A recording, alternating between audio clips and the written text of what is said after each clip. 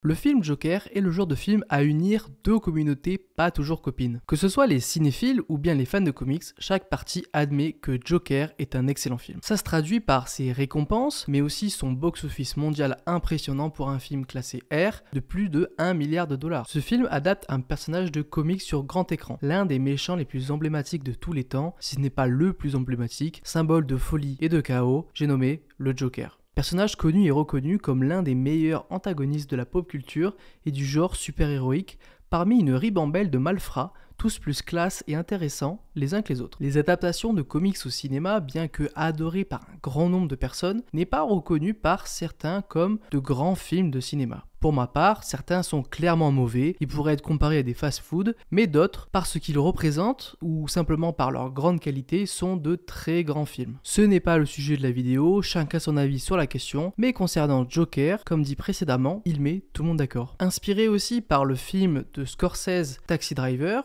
dans ce côté personnage solitaire en marge de la société qui se révolte contre elle, Joker de Todd Phillips est pour moi l'exemple parfait du film de super-héros de qualité. Maintenant et tout au long de cette vidéo, je vais donc vous faire une analyse complète du film. Cette analyse est faite de mon point de vue personnel et subjectif, elle relève de comment moi je vois le film et n'est pas démonstrative d'une vérité absolue. Avec cette analyse, j'aimerais vous montrer que parfois un film peut dire énormément de choses par sa construction, sa photographie et d'autres aspects cinématographiques, mais aussi à travers un simple escalier. J'espère vous faire découvrir ou redécouvrir ce film que j'aime beaucoup. Cette vidéo sera sûrement un peu longue, alors posez-vous confortablement, prenez un truc à boire, quelque chose à grignoter.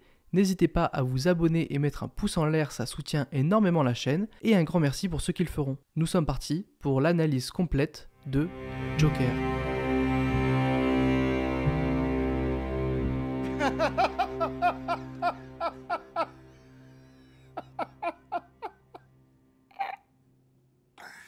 Durant les 3 premières minutes, le film nous montre déjà la situation initiale. La psychologie du personnage est expliquée et sa relation avec cette société défaillante est aussi montrée. C'est tout ce qu'il nous faut pour comprendre le personnage et comprendre pourquoi il fait les choses par la suite. Tout d'abord, la première scène nous introduit le personnage par un travelling avant plutôt lent. Le travelling, c'est tout simplement le mouvement de caméra que vous voyez ici. Ce mouvement nous permet de voir les fenêtres entourant le personnage. Si nous les voyons, c'est qu'elles ont une importance. Elles peuvent rappeler une prison, une sorte de prison psychologique dans laquelle serait le personnage. Au niveau sonore, nous avons le son de la radio où le présentateur énonce des actualités plutôt horribles de Gotham City qui est la ville dans laquelle se passe ce film. Des actualités horribles qui dénoncent déjà cette société défaillante dans laquelle vit le personnage. Ensuite, nous nous rapprochons du personnage et le jeu de la focale, donc du flou, joue un rôle important dans sa présentation. Avec le miroir, il fait apparaître déjà une dualité au sein du personnage,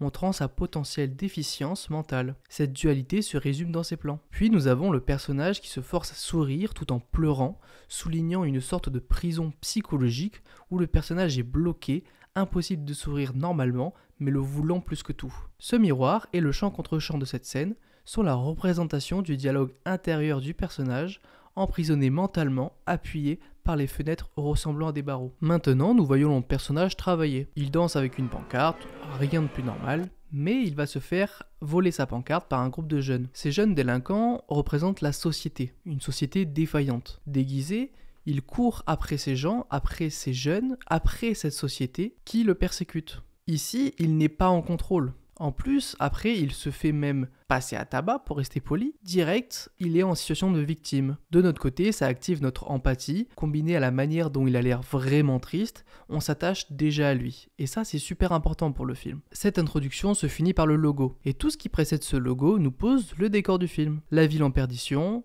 la population violente et une société défaillante, un personnage sûrement seul avec de lourds problèmes psychologiques qui est en marge de cette société et qui est victime de cette société. Même si lors de votre premier visionnage, vous n'êtes pas conscient de tous ces petits détails, votre cerveau, lui, l'a capté. Et inconsciemment, vous avez déjà le décor du film. Maintenant, intéressons-nous plus précisément au personnage.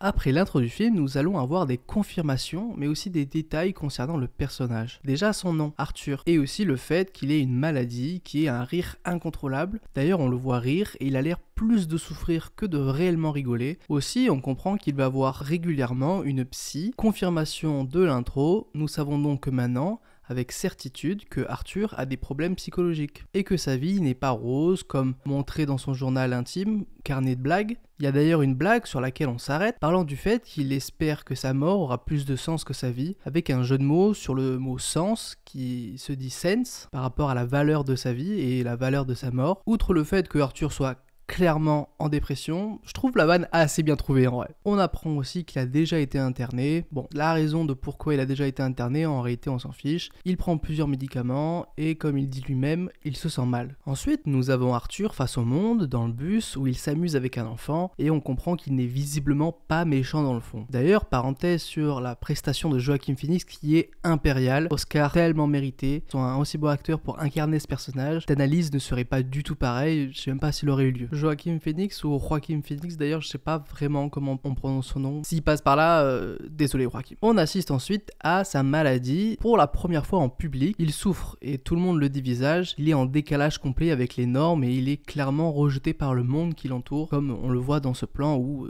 tout le monde détourne le regard ou essaie de l'éviter. Et maintenant on va commencer un petit peu à se régaler dans l'analyse parce que nous avons le premier escalier du film, miam miam miam. Et là je vous vois déjà arriver, mais ce n'est juste qu'un escalier. En quoi il est aussi important? En fait, les escaliers sont hyper importants tout au long du film.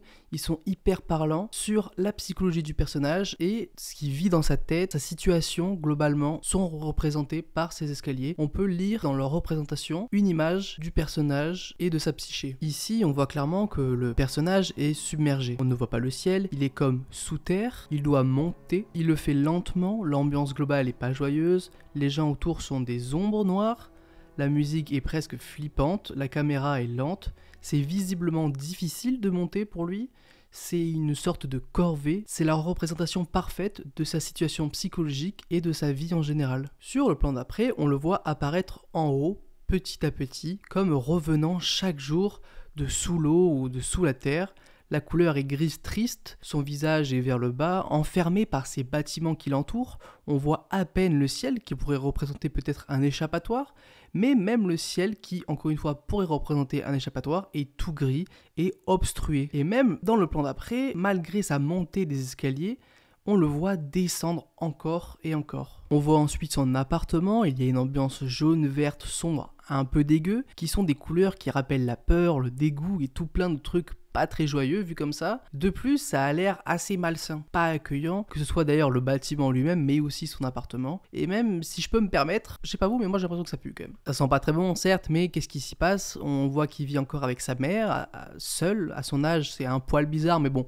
Passons, s'il vit encore avec elle, peut-être qu'elle a elle aussi des problèmes, on sait pas réellement. Et enfin, une lumière dans ce monde d'ombre, meuret et son chaud, de la couleur, de la musique joyeuse, de la joie en général, ce qui contraste clairement avec ce qu'on a vu jusque-là. Et là, quelque chose de très intéressant va se passer, il va créer un scénario ultra réaliste où tout se passe bien, ce qui montre clairement sa démence car ça se passe uniquement dans sa tête. Et sans la mise en scène à la fin de la scène justement, on aurait même pu croire que c'était réel. Doit-on douter de lui? Est-ce que ce que nous on voit c'est réel? Est-ce que lui ce qu'il voit c'est réel? Je sais pas trop, on sait pas trop encore. Dans ce scénario imaginaire, nous avons globalement un résumé de ses rêves, de ses envies, reflétant complètement ses manques. Pour aller assez vite, tout le public le voit, le regarde avec admiration et non avec mépris. Il y a aussi Murray comme une image d'un père aimant, fier de lui. Il est reconnu par le monde et par la personne qu'il admire. Il est acclamé, aimé, et ça se voit que ça lui fait un peu de bien. Un peu d'amour, ça fait pas de mal, surtout avec sa vie quotidienne. On voit une sorte de côté mignon du personnage, si je puis dire. Attention, parce que ça reste une personne avec des déficiences mentales, donc attention à garder quand même une distance. Transition sur la vraie vie, la lumière est bleue, tristesse, et son visage est souriant, mais triste. On peut aussi voir que sa mère est floue, appuyant le fait qu'il soit en réalité seul au monde.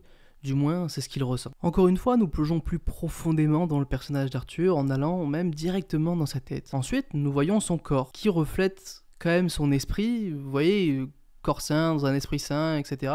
Non, c'est l'inverse. Esprit sain dans un corps sain. Mais vous avez compris comment il est filmé, il y a une impression de monstruosité squelettique, comme s'il était déjà mort. Avec la lumière qui nous perd dans son corps, on reconnaît même difficilement un corps d'être humain. Ensuite, l'un de ses collègues vient prendre de ses nouvelles et lui donner un pistolet. Son geste, se voulant amical entre guillemets, va avoir des répercussions plutôt énorme. En plus, ce mec le prend clairement de haut, sa manière de parler déjà, mais aussi physiquement, il est debout, Arthur assis, et même la lumière et le fait de montrer l'opposition. En plus, ce vicieux, c'est sûr qu'il fait ça par intérêt, vu comment il parle, et en plus il lui dit à la fin, tu me revaudras ça. Donc vraiment, ce mec, c'est une pourriture déjà, on le sait. Après, Arthur est appelé par son boss. Et vous savez, parfois, j'aime bien réfléchir, j'aime bien analyser, et parfois, il faut juste pas réfléchir. En fait, j'adore cette scène-là.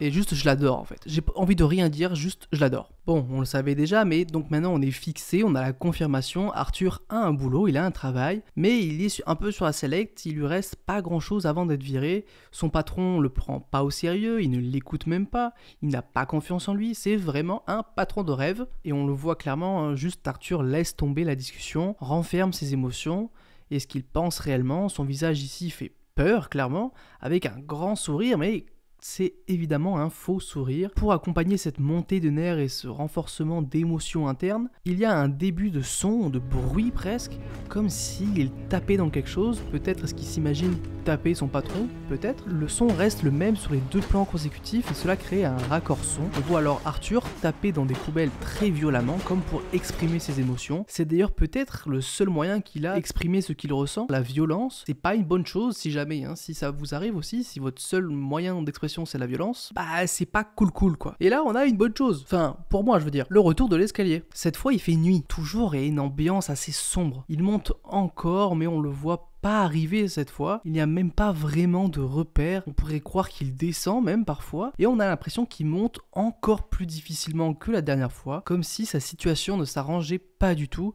Et clairement, nous on le sait, c'est le cas. Ensuite, dans son ascenseur, il croise sa voisine, dont il va tomber amoureux direct. C'est la seule première personne vraiment saine à qui il parle. Et en plus, elle est vraiment très belle. Franchement, Arthur, on le comprend. Avec une vie pareille, croiser un ange comme ça, c'est l'équivalent d'un miracle. Elle fait un geste anodin à ses yeux. Lui, il rigole. On sait pas tellement comment il réagit au geste. Il prend ça comme une blague, c'est assez étrange. Et même la voisine n'est pas trop à l'aise, et ça se ressent. Mais bon, parlons d'Arthur. Il y a une sorte d'amour naissant, et la musique change direct, comme pour montrer son amour, son bonheur peut-être qu'il ressent à ce moment-là. Bon, un petit peu de positif, ça fait pas de mal.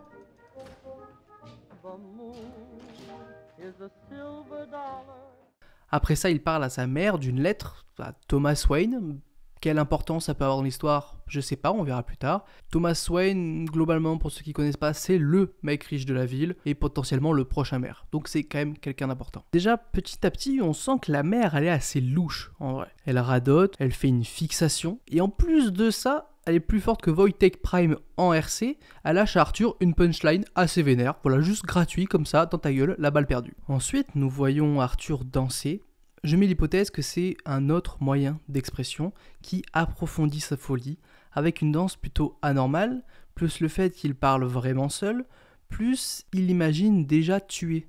Mais comment il réagit à sa bêtise, on dirait un enfant. Toute cette scène représente une nouvelle fois parfaitement le personnage, sa psychologie et même son décalage intérieur. Bon, après le lendemain, il a un comportement de pervers, pédophile, violeur, psychopathe. Là, il n'y a plus rien de mignon, voilà, c'est juste bizarre. On n'est pas avec toi là-dessus, Arthur. Arrête de faire ça, c'est bizarre. Ça nous rappelle qu'il y a vraiment un problème et ça garde quand même une limite avec notre attachement au personnage, parce que suivre une femme dans la rue toute la journée, c'est pas normal. Voilà, ne faites pas ça. Sur une note un peu plus normale, il va dans un bar voir du stand-up. Et ça se ressent qu'il veut clairement être l'homme qui passe sur scène, qui veut clairement être cet humoriste. Il prend même des notes de littéralement tout. Pour rappel, être humoriste, pour lui, ça signifie être regardé, être reconnu comme marrant et non comme bizarre, et être aimé. Globalement, tout ce qu'il aimerait. Mais on voit bien encore une fois le décalage qu'il a avec le monde qui l'entoure. Quand les autres rient, lui non, et inversement. Après, nous voyons son troisième moyen d'expression, qui est de noter dans son carnet ses blagues. Il écrit par la même occasion ce qu'il ressent, le fait qu'il se sente seul et incompris. Après, il y a la voisine qui s'intéresse de plus en plus à lui, elle le trouve hyper drôle, elle ne le trouve pas bizarre, il y a clairement anguille dans le pâté de l'ours qui n'amasse pas de mousse, mais ok,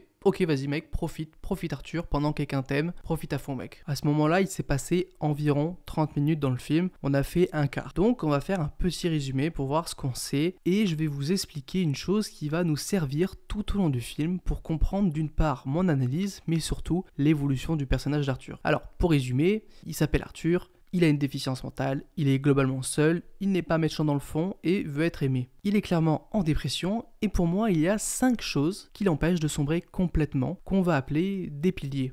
Il n'y a pas vraiment d'ordre, mais le premier pilier serait celui de la famille, représenté par sa mère. Le deuxième pilier serait celui de l'amour, de type amoureux, avec la voisine dont il est clairement amoureux. Le troisième pilier serait celui de l'adoration, de l'idole, de vouloir être comme vouloir être dans un groupe de référence avec Murray et son émission. Le quatrième pilier serait celui de la santé mentale, représenté par la psy, une sorte de garde-fou de sa santé mentale où on est sûr qu'il va bien, qu'il va pas bien, qu'il y a un suivi dans sa santé mentale. Et le cinquième pilier serait celui du travail, car avoir un boulot, ça aide à sociabiliser, avoir un but dans sa vie et une estime de soi, etc. etc. Ces 5 piliers, directement ou indirectement, soutiennent Arthur et l'empêchent tout simplement de sombrer dans la folie et de se perdre. Ils servent de piliers, comme leur nom l'indique, mais aussi de cadre de vie et de raison de vivre pour Arthur. Pour faire un petit cours de sociaux mais assez rapide, chacun d'entre nous avons ses piliers. Mais on n'a pas forcément ses noms, ou alors un différencié avec l'autre, etc. On appelle ça plutôt des groupes d'appartenance. Ce sont des groupes sociaux dans lesquels un individu évolue tout au long de sa vie, en prenant dans ces groupes des normes et des valeurs de manière consciente ou inconsciente, tout en créant sa propre identité sociale. Ce sont mes restes de cours du lycée, j'espère que j'ai pas dit n'importe quoi. Madame Bacab, si vous passez par là, n'hésitez pas à dire en commentaire si je dis n'importe quoi, et si c'est le cas, je suis vraiment désolé. Ceci étant dit, si ces piliers rester intact, ça serait pas marrant et il y aurait même pas de film. Et après vous avoir expliqué pourquoi Arthur tenait le coup, ça va être le début de sa descente en enfer. Car pendant qu'on parle tranquillement, le pilier du travail tombe. À cause du pistolet que l'autre lui a donné, et en plus c'est lui qui le balance, ce chien, mais ce mec est vraiment détestable, et donc on a déjà plus que 4 piliers. Le début de la descente en enfer commence. Et pas n'importe où, dans le métro. Et c'est pas vraiment un hasard parce que ça aurait pu être à la surface, mais non, c'est sous terre, comme en enfer, dans l'imaginaire collectif. L'enfer, ça se passe sous terre, vous avez compris. Mesdames, vous connaissez trop ça pour que je vous présente, mais messieurs, voici l'homme dans toute sa splendeur. Et c'est malheureusement pas une caricature dans le film. Si vous trouvez cette scène normale et que vous trouvez aucun problème, c'est que vous avez un très lourd problème mental, plus qu'Arthur, et je suis très sérieux. Revenons à Arthur, qui rigole nerveusement, et vu que c'est 3 FDP, ils vont se moquer de lui, en limitant son rire, plus ils vont chanter une chanson de clown, et même profiter d'être en supériorité numérique pour le tabasser sans raison, juste parce que ce sont des hommes bourrés de merde, de cons de merde. Et là, il a quelque chose que j'aime beaucoup, et vous le savez si vous avez vu ma précédente analyse, c'est évidemment pas le fait qu'il se fasse tabasser, mais c'est le fait que ce soit un parallèle, avec le tabassage du début, sauf que quelque chose a changé. Les piliers sont fissurés, il y en a même un qui est cassé, la lumière clignote comme pour annoncer un dysfonctionnement, mais surtout, il y a une arme maintenant. Grâce à cette arme, il a une prise de confiance, il est déterminé à tuer, traque même l'un d'entre eux jusqu'à se défouler sur lui de plusieurs coups de feu. C'était la goutte de trop, sa rage explose et se matérialise, représentée par ce pistolet. Après ça, tout change. D'ailleurs, hop, un escalier, le final de ce massacre se trouve en bas d'un escalier, comme étant la dernière chose qui bloquait le passage, comme un symbole de plus. 2 escaliers, d'ailleurs, doivent être montés pour sortir du métro, comme pour montrer le niveau d'obscurité où se passaient tous ces meurtres et cette scène horrible. Ça appuie le fait que ce qui vient de se passer relève de la folie profonde du personnage. Après ça, il court et s'enferme, et là nous avons une des scènes les plus connues du film, il se met à danser.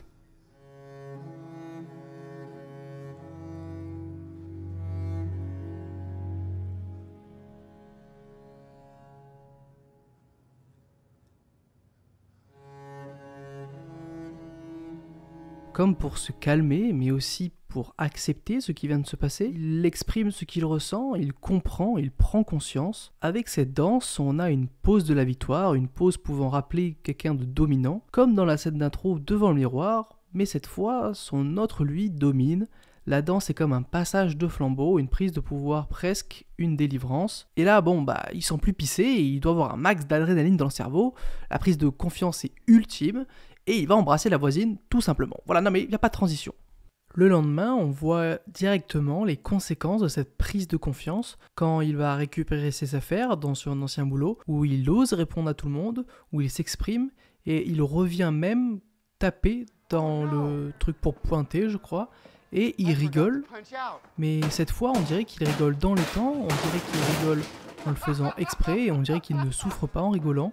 on voit déjà un léger changement de la psychologie du personnage. Bon, si vous n'êtes pas encore convaincu de mon histoire d'escalier, je pense que celui-là va vous convaincre ou va vous faire vraiment prendre conscience de leur importance. Ici vraiment, c'est la descente aux enfers, mais qui va être bénéfique pour le personnage peut-être. On va descendre dans l'escalier sans issue, où la porte est fermée, où il y a un écriteau qui rappelle qu'il faut sourire. Lui, en descendant, le barre, comme pour dire que maintenant on ne sourit plus, ou alors on ne se force plus à sourire peut-être, pour montrer vraiment que là c'est du sérieux. Il descend en dansant, donc il accepte son sort sans issue. Tout content, il défonce la porte, et derrière, qu'est-ce qu'il trouve? La délivrance, la lumière au bout du tunnel, littéralement. Et le personnage, donc Arthur, fonce dans cette lumière, dans cette délivrance. Il accepte son sort. Ensuite, la télé parle des 3 FDP tout à l'heure, dit qu'ils étaient gentils, qu'ils étaient des modèles, blablabla, n'importe quoi, nous on sait très bien que c'était juste des cons. Maintenant, c'est plus juste 3 mecs en fait, maintenant ce sont des symboles, mais des symboles de cette société, pas défaillante, mais plus celle des riches, celle des gens qui prennent de haut les autres, et les avoir tués, ça devient aussi un symbole du bas peuple qui se défend, et Thomas Wayne va même s'enfoncer en insultant les pauvres, en les prenant de haut encore une fois, et en les traitant même de clowns. D'ailleurs, il y a un petit truc marrant, il dit que les personnes qui se cachent derrière un masque pour faire des choses sont des lâches. Ce qui est marrant pour les gens qui connaissent ce personnage, car le fils de Thomas Wayne, c'est Bruce Wayne.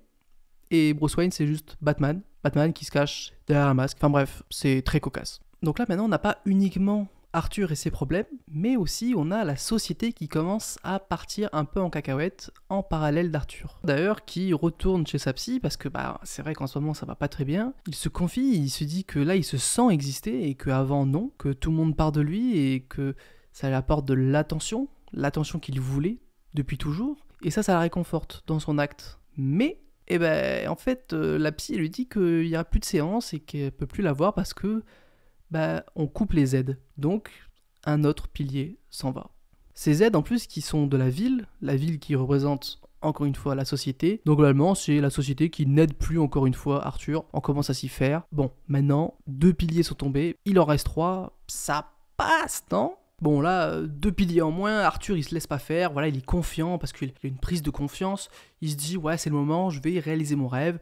Je vais devenir humoriste, je vais aller faire du stand-up. Allez, pourquoi pas, vas-y, t'as rien à perdre, mec. De toute façon, c'est quoi un bide? C'est pas si horrible. Il peut rien t'arriver de mal, mec. Bon, une fois sur scène, il y a des rires incontrôlés, voilà, dû à sa maladie, des rires nerveux. Il y a des blagues qui sont clairement douteuses, mal amenées. L'humour, c'est un art, hein, c'est du rythme. Là, il a flop. Là, il a clairement flop. En plus, son rire, dans cette scène, je trouve qu'il a une espèce de personnification qui représente son côté peut-être négatif de lui, son autre partie, son côté qui a tué les hommes et qui essaye d'empêcher Arthur d'avoir du positif. Après, peut-être que là, j'y vais un peu trop loin, mais pour moi, dans cette scène, son rire est quand même important. Sauf que malgré le flop qu'on devine clairement, nous, on nous montre, fait entendre plutôt, des rires et des applaudissements comme si c'était un triomphe. Et il y a même sa voisine qui a kiffé visiblement.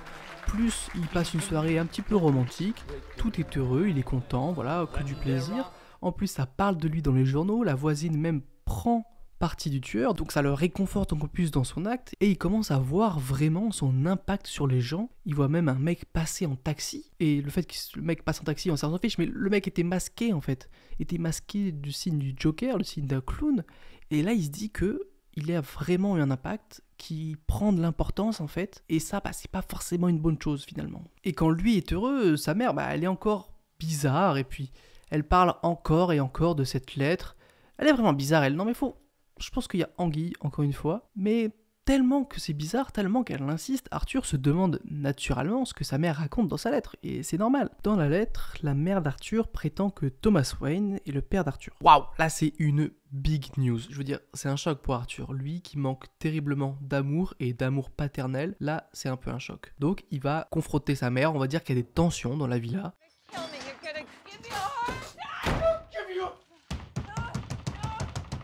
Donc après ça, Arthur, il veut rencontrer son soi-disant père, et c'est normal. Il va partir au domaine Wayne, et il va faire la rencontre de Bruce Wayne, Batman, si vous avez bien suivi. Il est bizarre avec lui, bon, ça étonne personne, mais lâche cet enfant, s'il te plaît. Voilà, dans le doute, lâche cet enfant, s'il te plaît, Arthur, ne touche pas aux enfants, merci. Ensuite, Alfred arrive, j'imagine, fait son taf un peu, voilà, il éloigne Bruce de Arthur, dit que sa mère est folle, il ne s'est jamais rien passé entre Thomas et elle.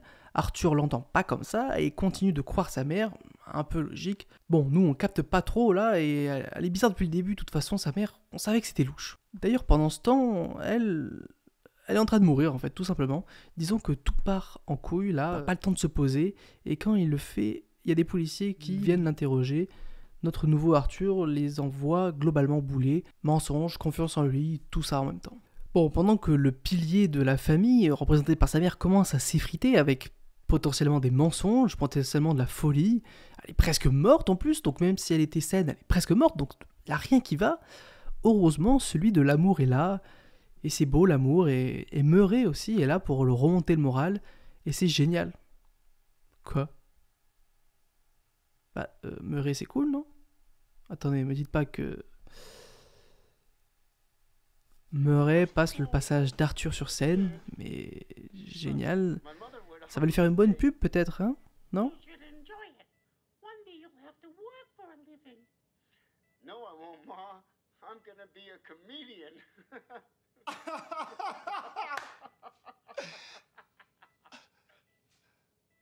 You should have listened to your mother. Ah oui, bah oui, non, c'est pour se moquer de lui, l'humilier, dans son émission préférée, devant tout le pays. Bon, bah, encore un pilier en moins, quoi. Bah, je suis pas forcément un expert en psychologie, mais là, ça fait 1 heure de film. Il m'a pas l'air très zappy, là, le bonhomme. Je sais pas s'il est joyeux. Ah, je sais pas, en vrai. Vous en pensez quoi, vous, là ? C'est aussi lors de cette humiliation que Murray va appeler Arthur Joker pour la première fois. Et pendant que la vie d'Arthur part clairement en couille, voilà, pardon, je voulais pas être vulgaire, mais là c'est le cas. La ville aussi, en parallèle, part un petit peu en cacahuète, comme dit précédemment. Et lui voit ça, et il aime ça.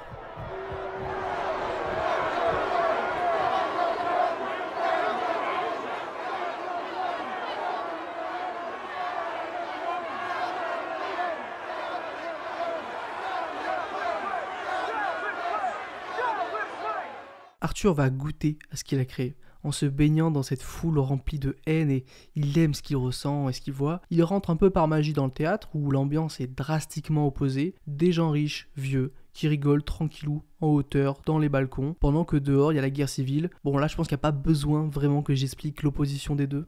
Arthur est là pour confronter son père, et le retrouve dans les toilettes. Bon, visiblement, l'amour paternel, il peut oublier. Voire pire, l'amour maternel, il peut en douter. Thomas lui dit qu'il a été adopté et reconfirme la folie de sa mère. C'est donc clairement le choc de trop, il est tellement perdu qu'il fait ça. Voilà, j'ai pas tellement d'explications, à part la folie là, franchement. Bon, analyser, je veux dire, il rentre juste dans un frigo, enfin c'est... Voilà, j'ai pas trop d'explications, j'avoue. Et de nulle part, pendant qu'il se gratte le paquet tranquille, on l'invite au Murray Show. Évidemment, il accepte. Arthur prend son bus, comme tous les matins, pour aller à l'asile d'Arkham, l'asile où il y a tous les fous.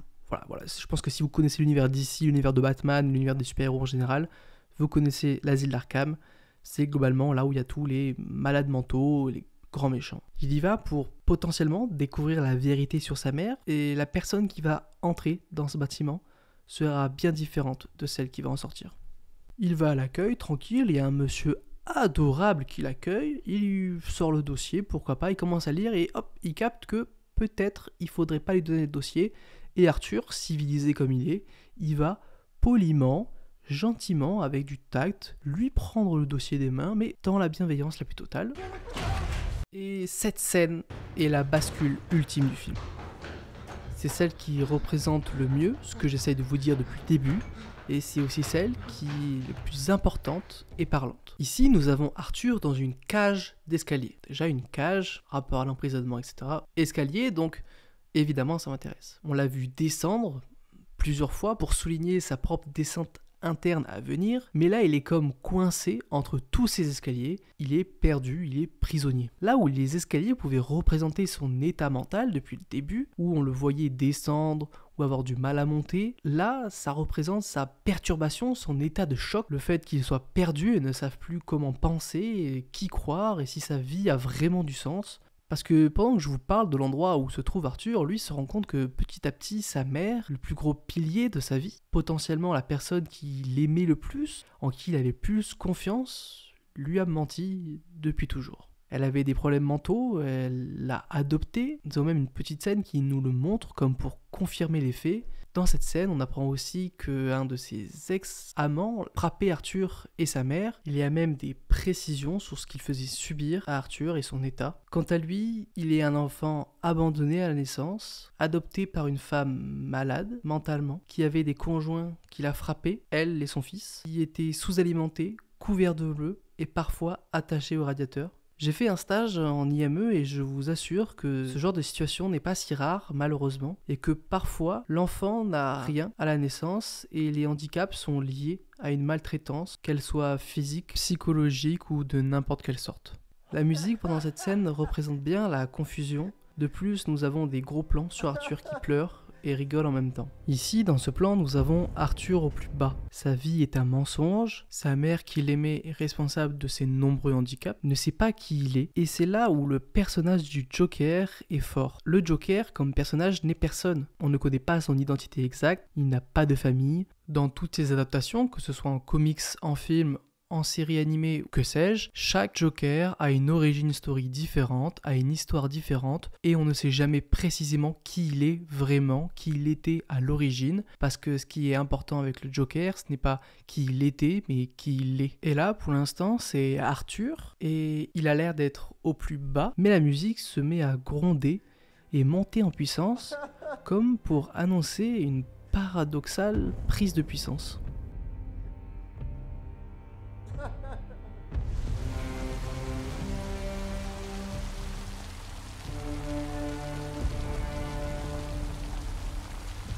Même si pour le moment on le voit surtout au bout du rouleau et sûrement mort à l'intérieur.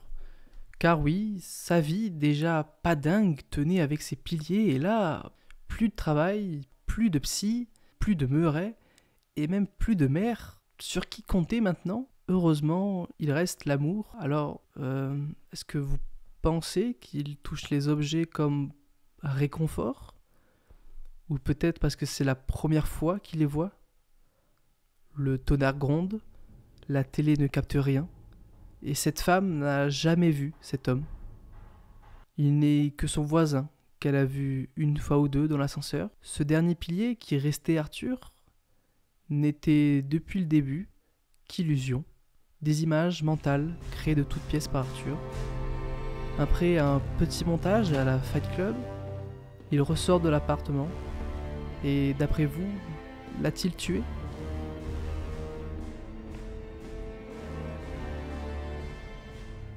Après une nuit à passer à rire de souffrance, Arthur ne sera jamais plus pareil. La nuit était pas folle, pas très fun, il se lève et c'est un nouvel homme. Nouvelle vie, il rejette son nom et sa mère par la même occasion, il accepte sa folie cette fois et sa malédiction du rire. Il la trouve même cool maintenant, il n'a plus rien à perdre, il a tout perdu de toute façon et il préfère en rire qu'en pleurer. Quoi de mieux que de commencer sa nouvelle vie en tuant sa mère adoptive, la folle. Ouais, ça c'est fun. Après ça, il prend un bain de lumière comme une libération. Ses piliers ne lui sauvaient peut-être pas la vie au final, mais l'enchaînaient et le programmaient à être malheureux. Maintenant, il est libre d'être lui-même. C'est bien beau tout ça, mais il est quand même invité à la télé.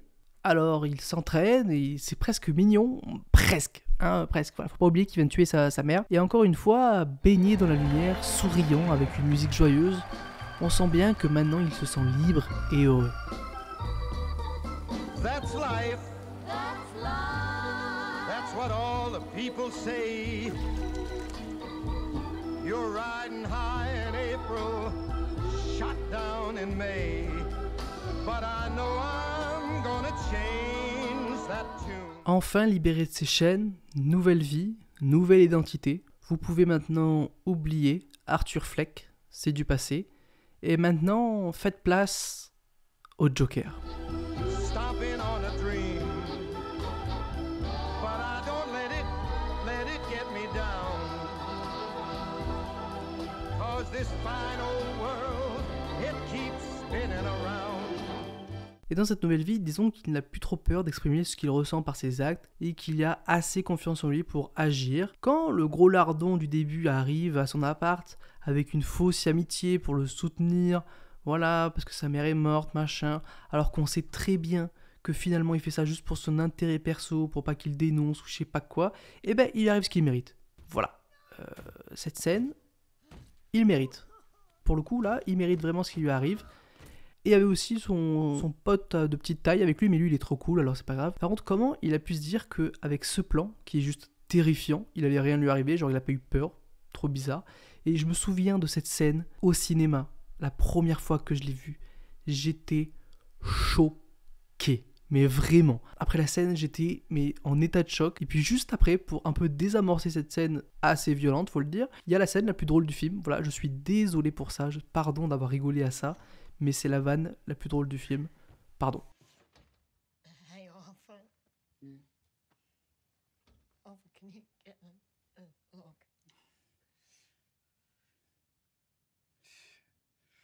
Sorry, can I... À noter qu'il l'interroge sur son maquillage et qu'il précise qu'il ne se maquille pas pour des raisons particulières, comme si ça faisait partie de lui maintenant. Si je vous dis séquence d'un film qui permet au héros de devenir le héros et qui fait de lui le héros, là où il prend sur ses épaules de grandes responsabilités car il a un grand pouvoir, tout ça accompagné d'une musique trop cool et de plans vraiment classe, est-ce que ça vous parle ? Si jamais ça ne vous dit rien, de toute façon c'est la séquence qui suit, c'est l'apogée du Joker, son nouveau visage confirmé, assumé et sublimé.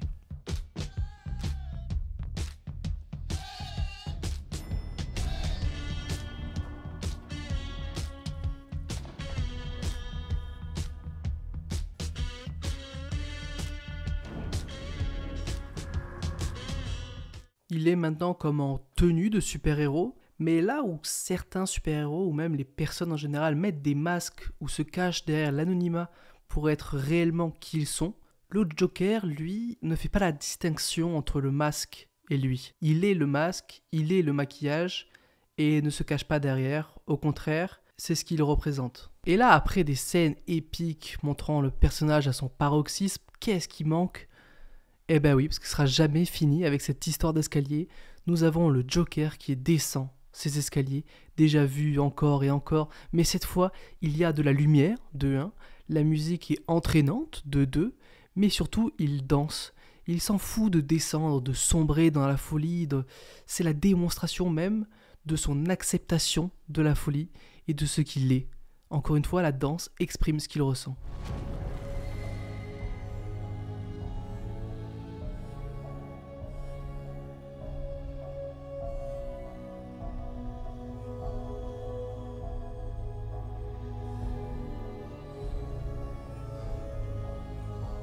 La musique un peu étrange nous rappelle ici que c'est quand même bizarre cette histoire et que même s'il est heureux maintenant, il reste quand même quelqu'un qui a des troubles mentaux. D'ailleurs, la vraie vie va bientôt le rattraper avec l'autre côté des escaliers, là où les gens normaux sont. Décidément, là c'est parfait parce qu'on enchaîne plein de choses que j'aime avec la scène qui suit, qui fait directement référence à l'une des scènes du début où Arthur déguisé courait après des enfants qui représentaient la société qu'il tabassait, pour faire très très vite.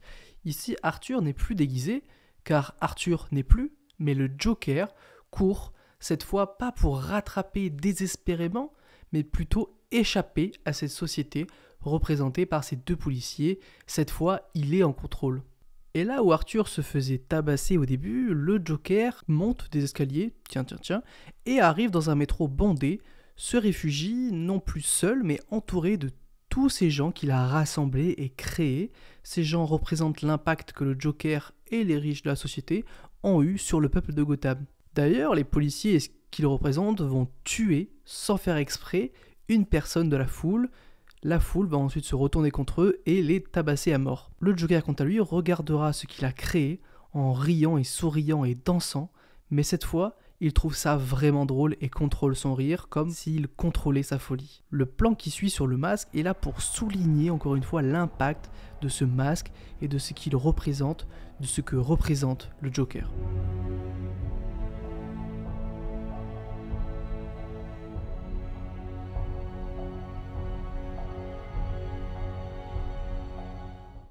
Ça y est, c'est le grand soir. C'est ce soir où il passe à la télé dans son émission préférée.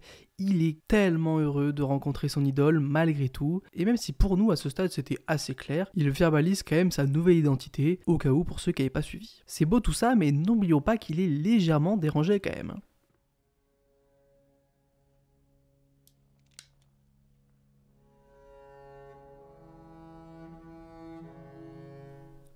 Après une énième humiliation publique, le Joker écoute derrière le rideau, dans l'ombre, tous ces gens rire de lui. Pendant qu'il fait sa petite danse d'échauffement, j'aimerais que vous fassiez attention à la beauté de ses plans.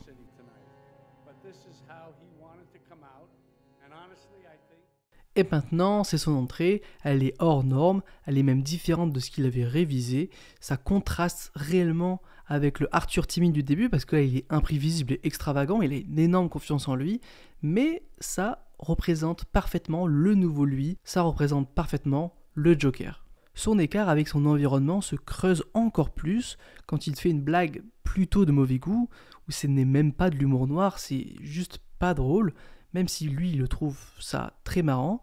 Et d'ailleurs c'est la goutte de trop dans sa marginalisation de cette société, et il va avouer tous ses crimes. Il avoue avoir tué ces 3 hommes, et à partir de là l'ambiance change, il dit lui-même qu'il n'a plus rien à perdre. Et c'est ça en fait qui rend le personnage du Joker dangereux dans n'importe quelle œuvre, c'est qu'il vient de nulle part, il n'a rien à perdre, et c'est ça qui le rend le plus dangereux. Là j'aimerais vous mettre toute la scène, mais bon c'est pas trop possible. Mais je pense que vous voyez très bien de laquelle il s'agit, une joute verbale, un duel entre le Joker et Murray, joué d'ailleurs parfaitement par le grand De Niro, où le Joker extériorise en fait tout le film, ce qu'il a vécu, ce qu'il vit, ce que nous on a vu, ce que nous on a pu deviner, ce qu'il a subi, et il relève aussi les problèmes généraux de la société. Arrivé à ce stade, la tension de la scène est énorme. Les propos de plus en plus graves, les accusations de plus en plus graves, les plans qui changent de valeur en allant de plus en plus proche des personnages, la musique avec ce bruit qui arrive, tout fait monter la tension dans cette scène, et évidemment ça finit par exploser. When you cross a mentally ill loner with a society that abandons him and treats him like trash, I'll tell you what you get what you fucking deserve. Ce coup de feu, c'est la colère, la rage, le malheur, tout ce que Arthur refoulait en lui, tout ce que Arthur gardait en lui, tout ce que cette société lui a fait, tout ce que ces gens lui ont fait, et le Joker extériorise ça en tuant Murray comme il tuerait cette société. Cette fin de séquence, pour moi, c'est tellement du pur Joker, c'est tellement dans mes veines, mais j'aime trop ça, pardon, mais j'aime trop ça là, ce petit truc là, j'aime trop ça. And always remember, that's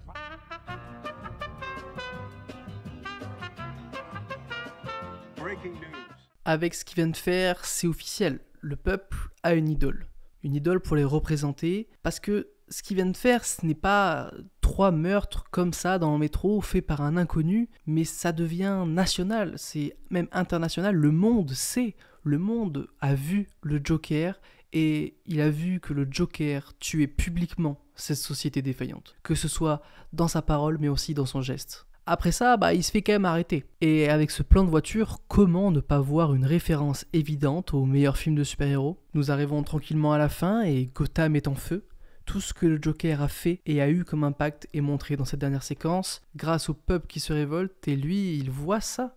Il voit qu'il n'est plus seul, il voit qu'il a de l'importance, il voit qu'on le voit et qu'on le reconnaît, et ça le rend fier et heureux. Pendant ce temps, Gotham est à feu et à sang, le Joker est devenu le symbole d'une révolution, d'un agacement général d'une société qui ne marche plus, où les riches crachent ouvertement sur les pauvres, où les gens ne sont plus polis, où plus personne se regarde. Il est maintenant le symbole du peuple, après être né dans l'indifférence totale, après avoir évolué dans toutes sortes de malheurs.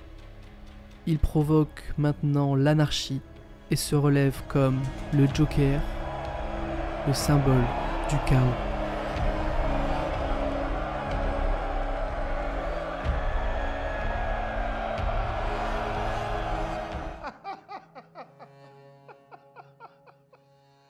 Just think of a joke. You want to tell it to me? Merci énormément d'avoir regardé cette vidéo et d'avoir écouté mon analyse jusqu'au bout. Cette vidéo m'a pris beaucoup de temps, mais j'ai beaucoup aimé la faire. N'hésitez pas à mettre en commentaire si elle vous a plu, si vous avez peut-être des conseils, des choses que vous n'avez pas aimé, pas compris, des choses que je pourrais m'améliorer pour la suite. Vous pouvez mettre en commentaire quel film vous aimeriez que j'analyse aussi, ça peut être intéressant. En tout cas, merci vraiment d'avoir regardé cette vidéo encore une fois. N'hésitez pas à vous abonner et à mettre un pouce en l'air si ce n'est pas déjà fait, À l'heure où je tourne cette vidéo, mercredi prochain il y a Joker 2 qui sort au cinéma et j'ai très hâte. Et il y aura évidemment une vidéo critique sur la chaîne. En tout cas sur ce, je vous dis à la prochaine, à plus dans le bus.